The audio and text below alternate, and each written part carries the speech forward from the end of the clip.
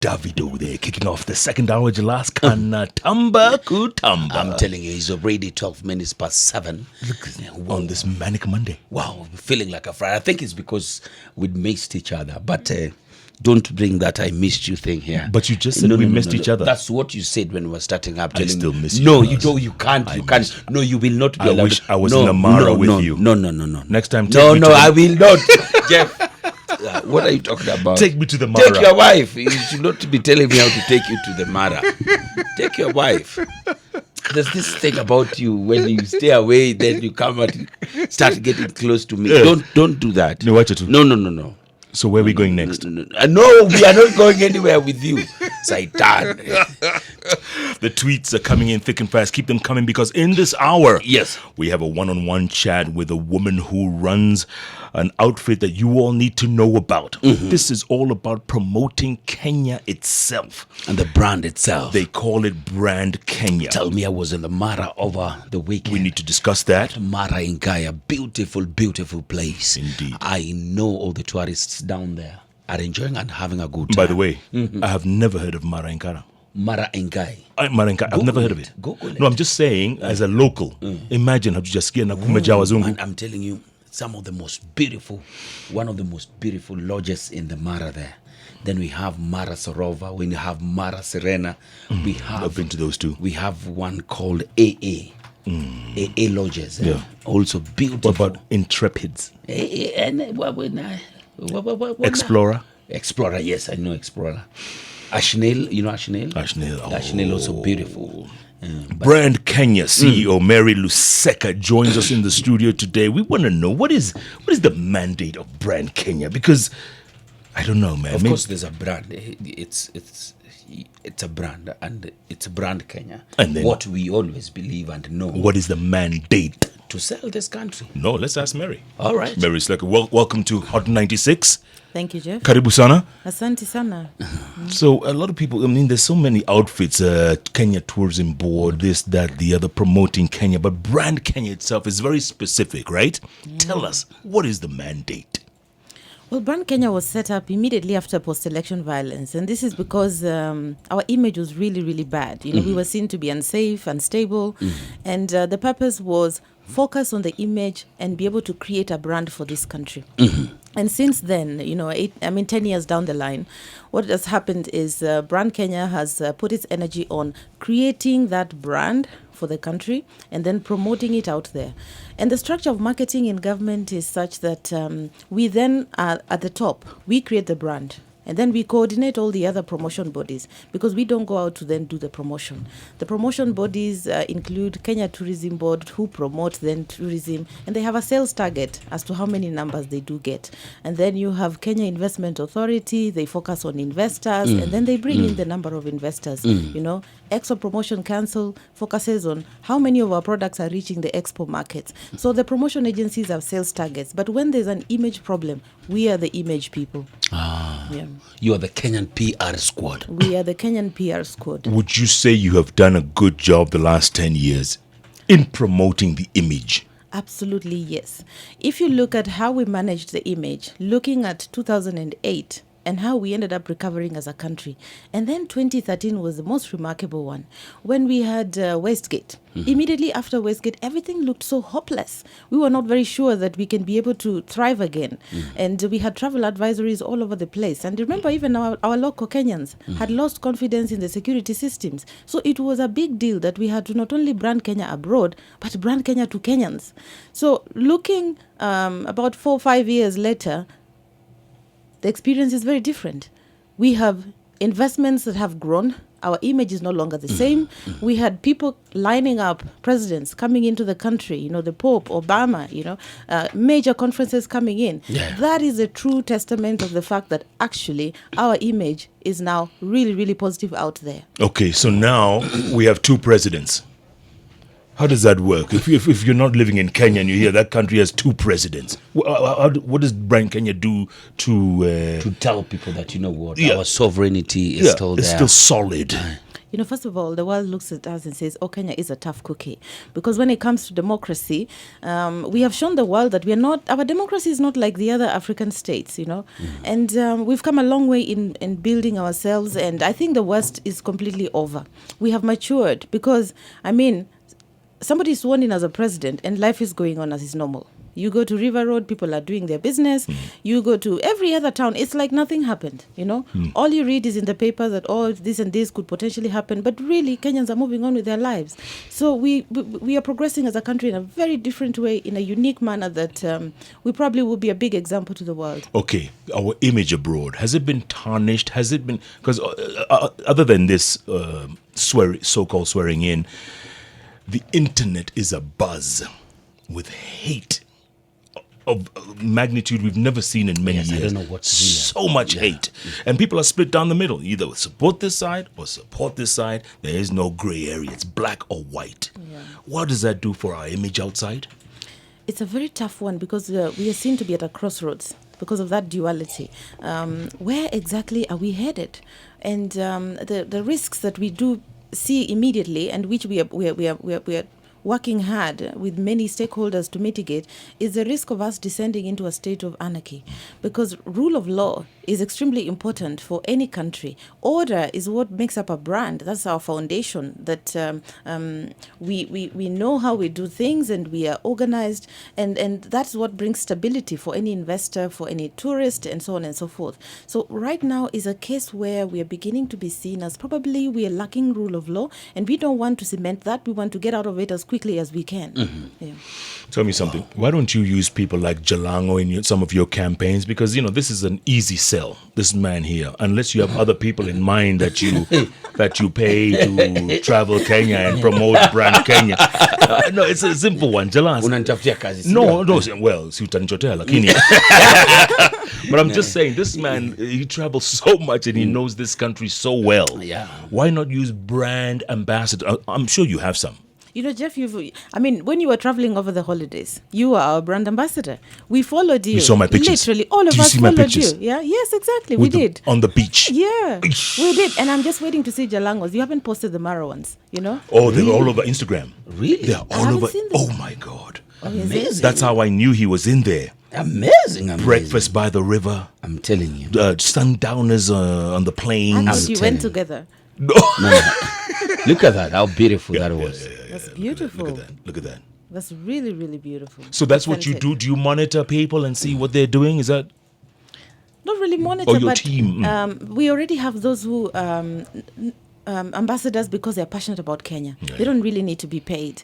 And for those, we follow what it is that they're posting out there, and we publicize it, retweet it if it's on Twitter, and really just create the hype, because the most authentic of testimonies are the ones that are raw. And genuine.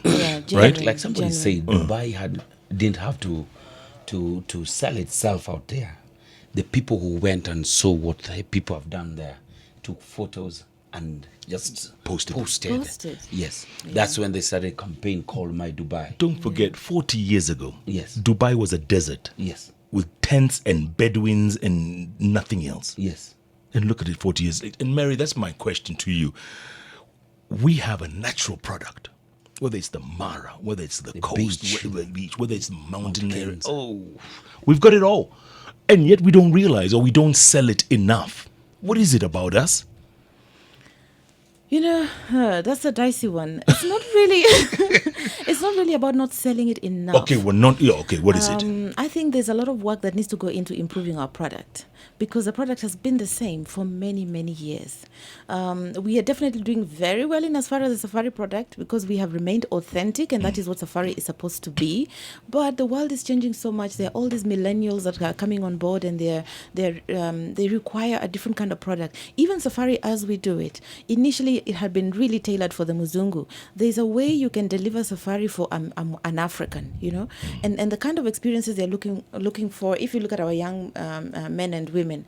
You want to go see the wild, but at the same time, you want a place where you can hang out in the night. So if you're told, oh, I'm going to be at this tented camp and there is no opportunity to go dancing and, it's all serenity and everything, you almost find that the length of stay for the African becomes now shorter because they have to go and seek that other pleasure. So we have to redefine our product. Africa Tunashida, or you're told there's no Wi-Fi. There's no Wi-Fi.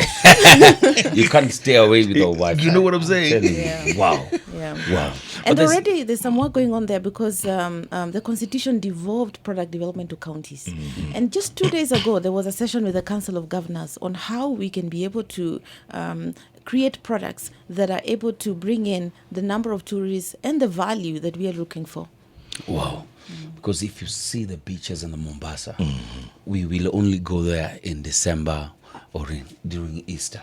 Right. And they're always there. Now, even with the SGR, yes, you can easily ride down in Mombasa in 4 hours. 4 hours. You took the SGR? No, I didn't, because I was working that morning, remember?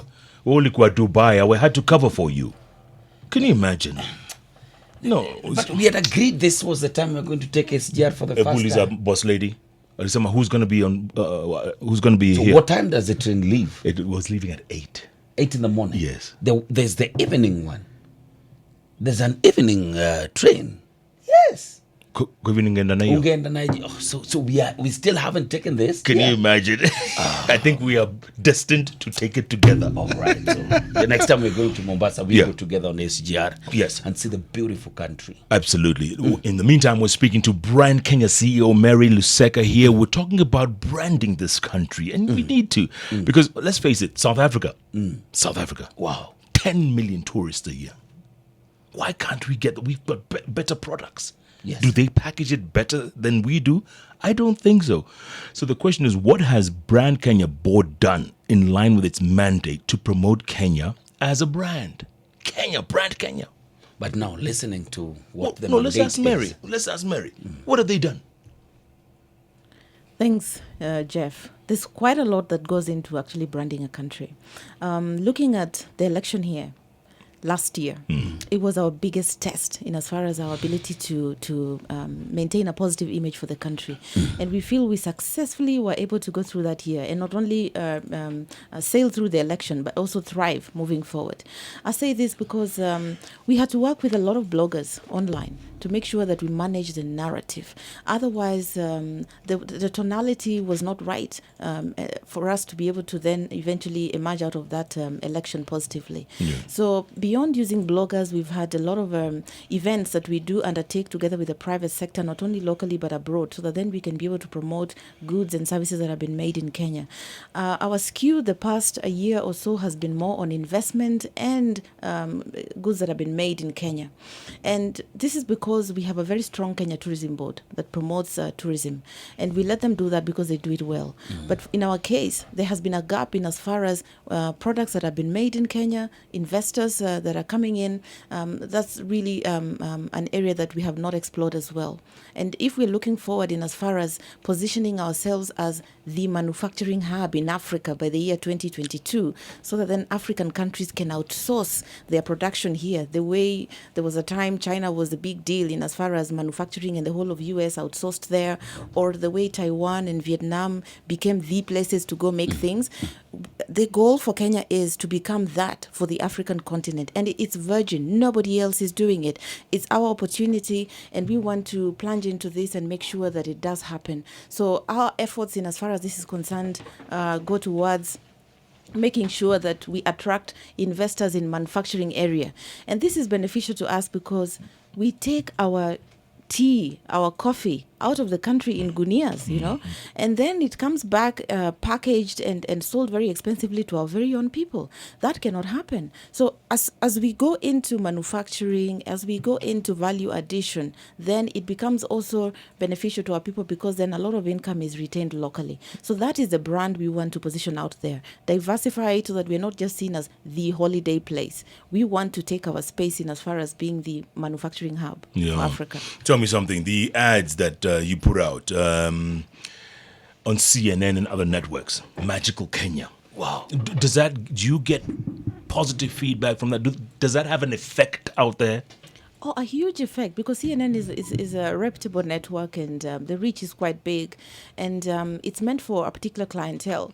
So running an ad there then draws for us the value kind of tourists that do come in. Or if it's investors, you get people that are of value. You don't get now the backpackers and the likes, because there are networks for those kind of tourists. But then there's another campaign that we did run last year, Plus 254, took on a Plus Kibao. Yeah. That was big for us, because it was meant to brand Kenya to Kenyans. And we felt that, as Kenyans ourselves, we don't appreciate our country. We are too hard on ourselves. And when there's a problem, we almost like rubbish the whole system, instead of appreciating the progress we have made, the gains we have made as a country, and saying, okay, there might be a mistake here and there, but we are definitely moving forward. So we wanted it to be very different from other campaigns that we've done before, and we wanted it to be youthful and fun, especially because our biggest population is the young people. And that is why we made it cool like that, 254. Did it work? Class Did it work?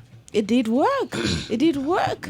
Yeah. There's a really need to repackage the country now to the new generation, the people in a way that they can feel. Millennials. Yes, and the swag. These guys. The span of just concentrating on something is very, very short. Very short. So they need something that is funky, that's something that they can go with. And Plus 254 took on a Plus Kibao was a good campaign. We pushed that over here, didn't we? Yeah, we had it for a few weeks, right? Yeah, for a few weeks. Plus 254. Just talking about how beautiful the country is, Yeah. what this country is made It's of, all about. and like last night, man. Did you see Wanyama on that one? What? You said he came on in the 79th minute? And on the 80th minute, the Lion of Mudwara. Stinger! That was too much, my That was friend. Plus 254. Then also the rugby team. Kenya They Rugby representing 7 shoot jar. The Hamilton Sevens. The first round, they won they 2. topped They topped the group. They won 2 and drew 1. And drew 1. They drew with the With USA, USA, in 1919. You see? But just the crowd, the way they love the Kenyans. Yes. When the Kenyans come on. It's crazy, man. It's crazy. Maybe Brand Kenya should take us to Las Vegas or the next one. What do you think? Where's it kutupeleka Sio wako hapa. No, wanapenda kupeleka ule msee wa Wayakiwe sana. Basi piga nini? Nipige Weka sura yako. ngoma kidogo. Yeah, ndivyo tuongee hao watu wa Wayakiwe sijui ni nini wanayo.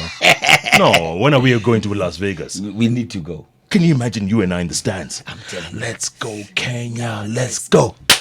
Let's go Kenya, let's go. We're speaking live to Mary Luseka, who probably thinks we are mad. This is Hot 96.